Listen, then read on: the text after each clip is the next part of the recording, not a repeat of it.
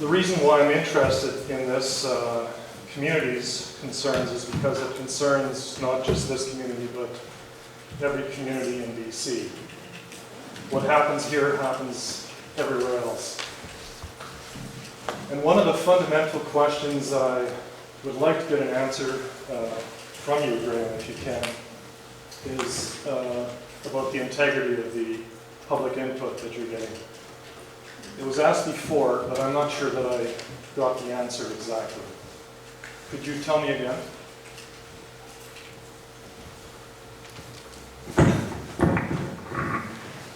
Sure. The input that we get tonight and in the next 3 sessions will be faithfully delivered to the regional board. And we'll indicate the comments that were made and the kinds of concerns and questions faithfully. And we believe the board will use those in important ways in coming to a decision about whether or not to implement the recommendations of the aggregate pilot project. And if they do, if they elect not to implement it, then it's up to the board to determine the next steps. If the board elects to implement some or all of the report recommendations, then, as we understand it, plan and bylaw amendments would be needed to implement those recommendations. Further public hearings would be required by law for any plan or bylaw amendments. And the kinds of comments that staff have made to date are that extensive consultation would be in order, although the board's not considered the nature of consultation yet because they haven't come to any conclusions about the APP recommendations. My understanding is that the Fraser Valley Regional District is required by law to have consultation meetings, but they're not required by law to implement any of the input that's brought forward. Is that true? The board's required to consider the public input at hearings, for example, but they're not required by law to abide by the kinds of input. You have to remember, I've been to a lot of these meetings, and what is happening here now today happens at every single meeting. It's not unique to you. And the Fraser Valley Regional District is not at fault. The administration is not at fault here.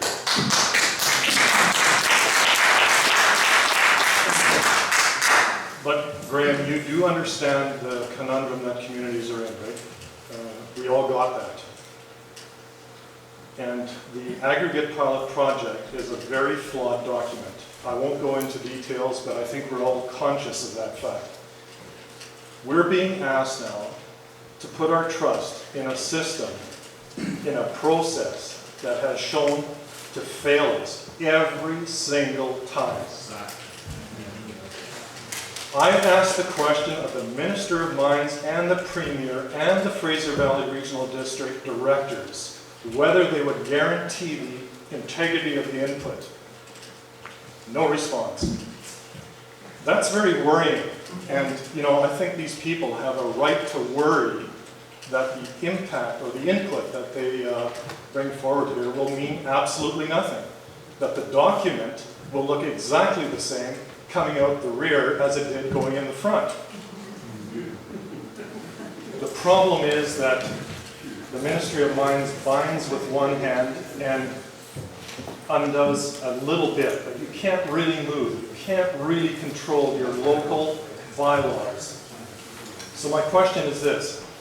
Under the scenario that the Ministry of Mines has put forward in the aggregate pilot project, are you free, as the Fraser Valley Regional District, to write bylaws that prohibit gravel extraction? Conversely, that control it, where you can say no. With the approval of the Minister of Mines, local governments, This is the way it works. Yeah, these are the facts, folks. With the approval of the Minister of Mines, local governments can adopt soil removal and deposit bylaws that prohibit extraction. Local governments don't have the authority to prohibit extraction except under a soil removal deposit bylaw approved by the Minister. So, you get that, right? This is not the Fraser Valley Regional District saying this. This is the Minister of Mines Sure, you can have bylaws, sure you can control, but Means only nothing. when I say so. Democracy gone. So, I won't waste any more time here. Replaced by I have a document here which I've sent to the Fraser Valley Regional District and to Randy Hawes, and it lists the complaints that community has had. In 2001, they had an aggregate report. In the research that they did, they went all over BC. They visited many communities. The board of that review panel was grossly biased, and yet they still came out with a report that listed many of the conflict areas, and I'm going to read them.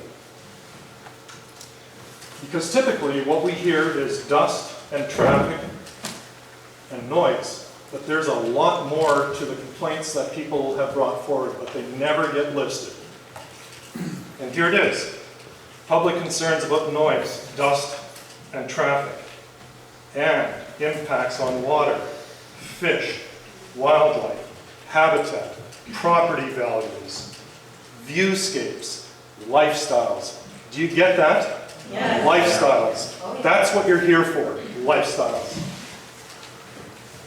Those things have never been studied. There's not a single study that the Ministry of Mines or the provincial government has done to investigate those conflict areas. They look at truck traffic, dust, squirt a little bit of water, and then they tell the public that they've listened to the concerns. These are the concerns. They're a list of concerns. They're not a study of the concerns, but they're a list.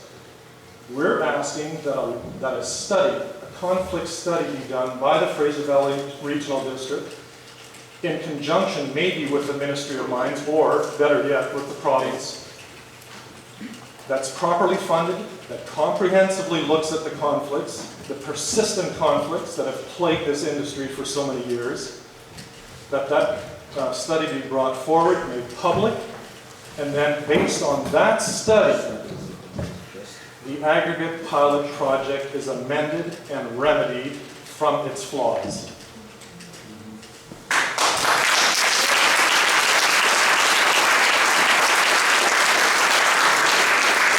That's all I'm going to say. I'm going to submit this today to you, so it's on record. I'm going to submit it at the second meeting, and the third meeting, and the fourth meeting. Good for you, man.